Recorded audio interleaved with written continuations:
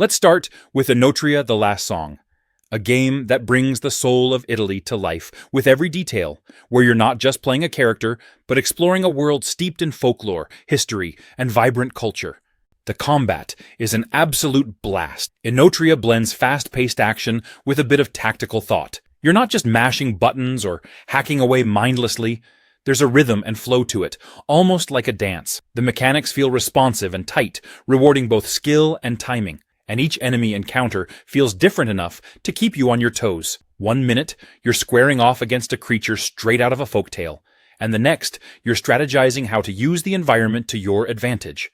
The variety keeps things interesting, and it's easy to lose track of time just enjoying the rhythm of combat. There's also a big focus on discovery. Inotria isn't about rushing from one objective to the next. It's about taking the time to get lost in its world. There are secrets to find, hidden paths to explore, and layers to uncover, making you feel like every corner could hold a new surprise. It's got that adventure vibe that so many games miss, and the game rewards you for being curious, taking those detours and soaking it all in. And the story, it's got this mystical quality that pulls you in, but without overwhelming you. You're not bombarded with endless lore dumps.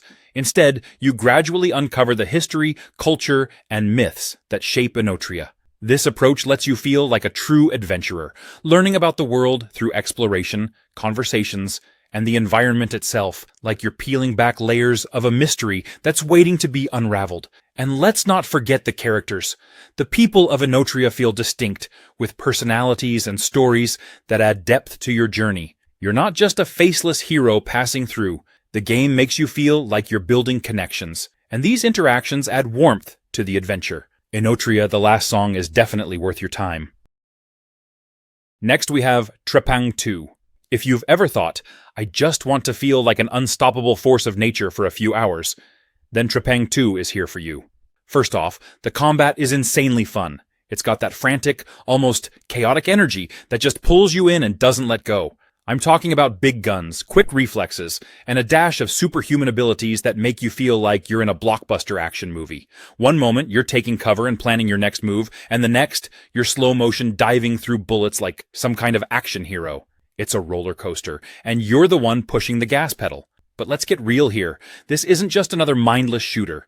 Trepang 2 has this gritty atmosphere that feels like a blend of horror and thriller elements. The environments are dark and foreboding, which really adds to the tension. There's this constant feeling that something sinister is lurking just out of sight, waiting for the right moment to make you jump.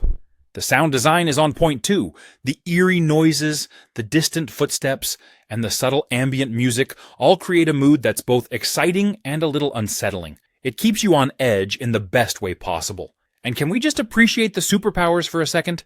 You get abilities like cloaking and super strength, which totally change how you approach each fight. The cloaking in particular is a game changer, because it lets you sneak up on enemies or slip away when things get too hot. It's a great balance of feeling overpowered while still being challenged. The game lets you experiment and really use these powers in creative ways, so you're not just running and gunning all the time. It's more like a dance of strategy and pure chaos, and it's so satisfying to pull off cool moves in the middle of a fight. Now, let's talk about the story. Without giving anything away, it's got this mysterious, secret lab, shadowy conspiracy vibe that just keeps you guessing. You're not just some random soldier thrown into the action. There's a purpose behind everything, and uncovering the truth becomes this addictive part of the experience. Next we have Pacific Drive. It's not your typical driving game.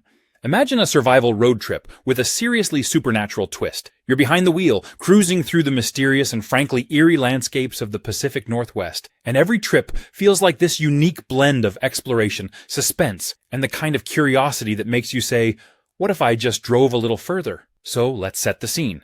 You're in this old, beaten-up station wagon that's basically your best friend and home on wheels. And let me just say, this car isn't just a vehicle, it's practically a character. You're out there facing wild, unexplainable phenomena, and your car is right there with you, chugging along through storms, strange anomalies, and all kinds of supernatural hazards. You'll end up feeling like you're in this together, keeping it running with whatever you can find out there. Then there's the whole survival aspect. The cool thing is, You're not a superhero here. You're a regular person dealing with a very irregular situation. And the game really leans into that. You're scavenging for parts, fixing up your car, and trying to stay one step ahead of whatever the environment throws at you. It's got this real DIY vibe, where you're constantly tinkering with your ride, patching things up with duct tape and spare parts. There's something super satisfying about it, because each little upgrade or repair you make feels hard-earned. And since you don't know what you're going to face next, every tweak to your car feels like you're prepping for the unknown. And of course, the game has a way of making you care about that rusty car.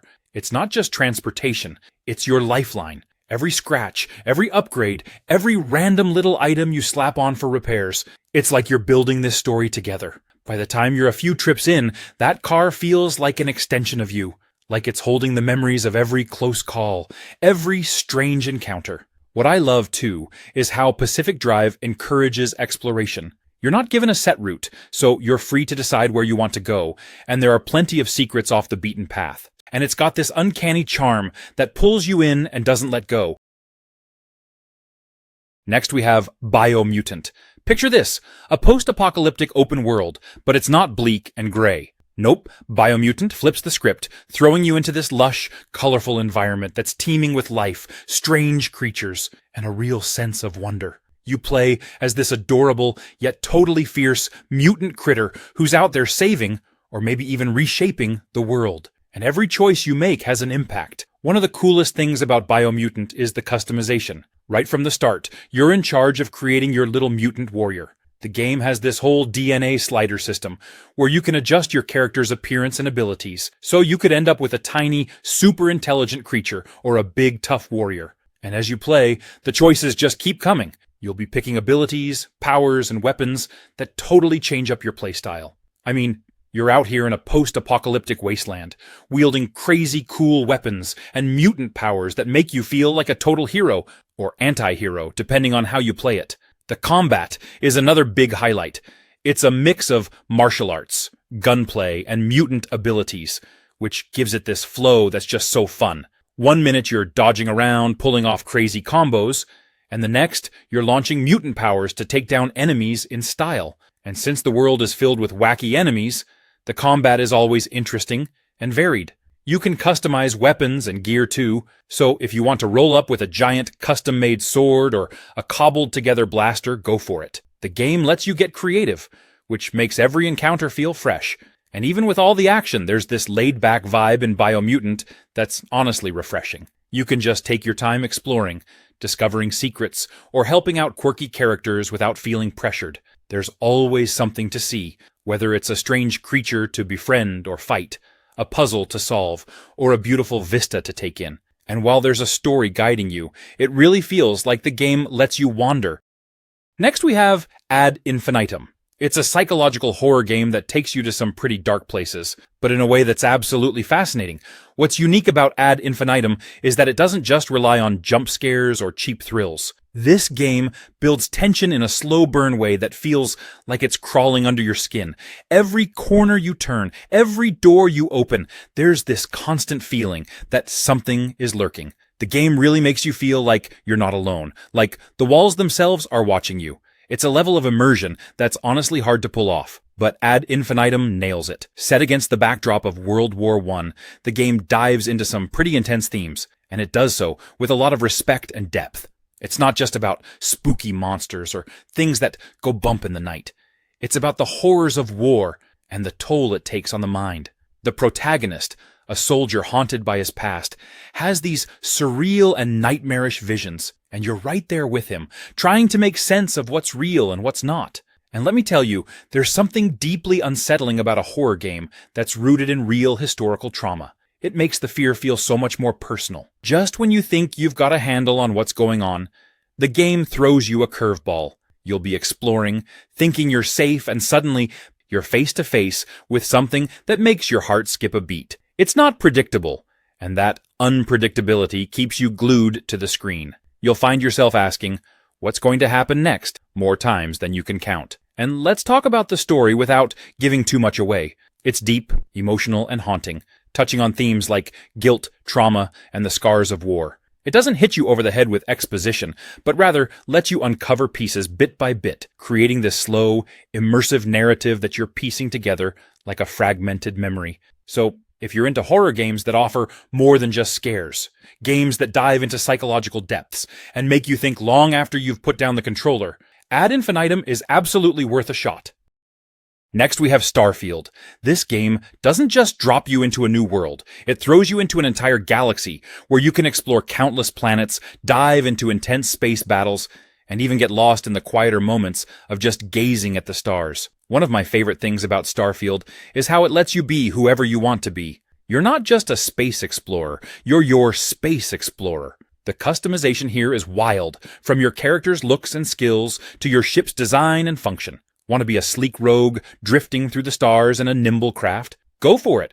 Or maybe you're more into bulky, powerhouse ships that can tank damage while you blast everything in sight? The choice is yours. And honestly, there's something just so satisfying about flying around in a ship that you designed yourself. You start to feel this real attachment to it, like it's an extension of you. And then there are the planets. There's this incredible variety in the worlds you can explore, and each one feels unique. Some are lush and full of life, others are barren and haunting. And each time you land somewhere new, there's this sense of wonder, like, what's out there? You're never quite sure what you're going to find. Strange alien species, hidden outposts, abandoned facilities. It's like every planet is its own little mystery waiting for you to uncover. And the environments are just gorgeous. Bethesda really went all in on the visuals here, so every landscape feels like it's out of a sci-fi novel. Of course, it wouldn't be a Bethesda game without tons of side quests and stories to get lost in, and Starfield totally delivers on that front. There are factions you can join, from noble explorers to, let's just say, less than legal groups. Each faction has its own storyline and quest, and you really get to decide where your loyalties lie. And the choices, they matter. The game does a great job of making you feel like your actions have weight, and it's super satisfying to see how things unfold based on your decisions. What I really love about Starfield is that it's a game that rewards curiosity. Next we have Indica. If you've ever wanted a game that's part adventure, part surreal dream, and all about exploring a world that feels incredibly alive and hauntingly beautiful, then Indica might be just what you're looking for. Indica is set in a historical Russian village, and it's got this totally immersive, old-world vibe. The gameplay itself is very exploration-focused, so if you love immersing yourself in a world, interacting with characters, and uncovering secrets, Indica is definitely for you. The game doesn't rush you. It lets you wander, explore, and just get lost in the experience. You get to pick up on subtle details and clues that make everything feel richer and more rewarding. The pace is slower, but that just lets you soak in all the details and really feel the weight of the story. The story is good enough. There's this underlying tension that keeps building as you progress, and you can feel the weight of something just beneath the surface. Indica doesn't hand everything to you on a silver platter. Instead, it invites you to dig deeper, to question, to wonder. And I personally love that in a game. It makes every discovery feel earned, like you're peeling back layers to uncover something profound. The narrative is subtle, yet captivating, and it has a way of staying with you long after you've turned off the game. Now, one of the things that really makes Indica stand out is how it combines folklore with a touch of the supernatural. The game taps into this eerie, mystical vibe that keeps you wondering what's real and what's just a little too weird to explain. It's not full-on horror, but there's definitely a spooky, unsettling edge that keeps you on alert. And honestly, it's that balance between beauty and darkness that gives the game its unique charm. It's so atmospheric that it almost feels like you're in some kind of dream or folktale, where everything is strange yet strangely familiar, from the misty forests to the quiet, forgotten corners of the village. Every scene is crafted with such attention to detail that you can't help but stop and just take it in. Next we have Fort Solis. The first thing that really grabs you about Fort Solis is how it pulls you into its world. Right off the bat, it nails that eerie, isolated feel. You're on this remote Mars station, and something's clearly gone wrong. You can almost feel the quiet, cold atmosphere seep into you. What I love most about this game is its pacing. It's not an action-packed thrill ride. Instead, it's all about building suspense and making you feel like you're uncovering the mystery at your own pace. It's very narrative-driven, almost like you're in an interactive movie or one of those late-night sci-fi thrillers. You don't have all the answers, and the game doesn't throw them at you right away. It's all about exploration and discovery. And honestly, that's so refreshing. I found myself so absorbed in just walking around, piecing things together, and letting myself get lost in the story. The game also encourages you to explore, and that's where it gets even more interesting. You'll stumble upon logs, notes, and little clues that add to the story bit by bit. It's like you're this detective, piecing together what happened, and each discovery pulls you deeper into the mystery. There's something so satisfying about slowly uncovering the truth and piecing together the lives of people you never actually meet. It's that attention to detail that makes the whole experience feel rich and rewarding. The game doesn't hold your hand. You're given the freedom to explore, to dig around, to figure things out on your own. It respects your curiosity and rewards it with a story that's intricate, haunting, and really, really satisfying. The voice acting here is spot on, and it really pulls you into the lives of the people who were there. They feel real, with layers and personalities that you pick up on through bits of dialogue, logs, and little details scattered around the station. This is one of those games where the journey itself is just as important as any destination. It's the kind of game that leaves you thinking long after you've finished, and I absolutely love that. Next we have Reveal. Imagine stepping into a mysterious atmospheric carnival with all its uncanny charm, but with just the right dash of horror. That's Reveal, an exploration-heavy psychological thriller that has you questioning reality and your own sense of direction from the first step. What's great about Reveal is how it doesn't just hand you a story, it slowly unravels one, piece by piece, while keeping you on edge. The game has this captivating way of drawing you in with puzzles and clues, letting you uncover bits of the story at your own pace. It's all about discovery, and you're never sure what's waiting around the next corner. The narrative feels like a mystery you're dying to solve, but it's also unsettling enough to make you hesitate. There's something almost nostalgic about exploring these rundown carnival grounds. It's creepy but familiar, like a strange childhood memory you'd almost forgotten. Reveal doesn't just throw easy challenges at you. It's got puzzles that require you to think, explore, and sometimes double back. But they're the good kind of puzzles, the ones that make you feel clever for solving them. You might need to pay attention to the tiniest details, or remember something you saw in a completely different area, which adds a layer of satisfaction when you piece it together. It's not just about clicking things until they work. It's about truly engaging with the environment and letting the story unfold through your interactions. Every location feels crafted to add to the story, whether it's a dark tent with something lurking in the shadows, or a room filled with forgotten, dusty trinkets that make you wonder who left them behind. You get this incredible sense of place, where each new area feels like its own twisted little world. The lighting, the colors, the textures, it all comes together to create this immersive atmosphere that feels real and surreal at the same time. You've got ambient noises, faint carnival music, and sounds that make you feel like you're not alone. It's subtle, but it's there, heightening every moment as you explore. There's this creeping dread that builds up. Next, we have No Rest for the Wicked. It's not just a straightforward action game, there's this almost noir quality to it, a kind of slow burn suspense that keeps you hooked. You're dropped into this atmospheric world that feels both familiar and alien.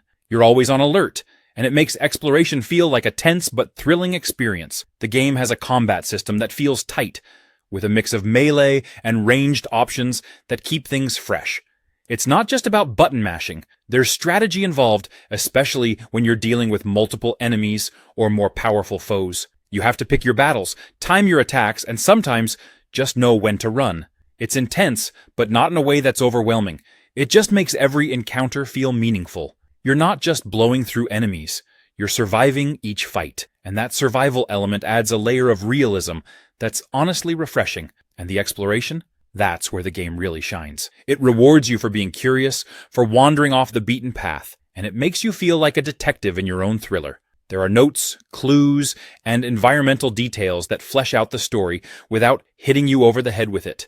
You feel like you're discovering the story piece by piece, and each find just pulls you deeper into this twisted world. It's a game that doesn't hold your hand, which I love. You're left to figure things out on your own, which makes every discovery feel earned. The story, without giving away anything, dives into the darker side of human nature. It's the kind of narrative that's layered and makes you think, Not just about what's happening, but why it's happening. Each piece of dialogue, each encounter adds another layer to the world and the characters. You start to get this creeping sense of unease, like you're digging into something that maybe should have stayed buried. It's kind of like peeling an onion. But with each layer, things get stranger and more intense. And I have to say, the characters are something else. They're gritty, flawed, and very, very human. Each character you meet has their own motivations and secrets, and you're constantly wondering who you can trust.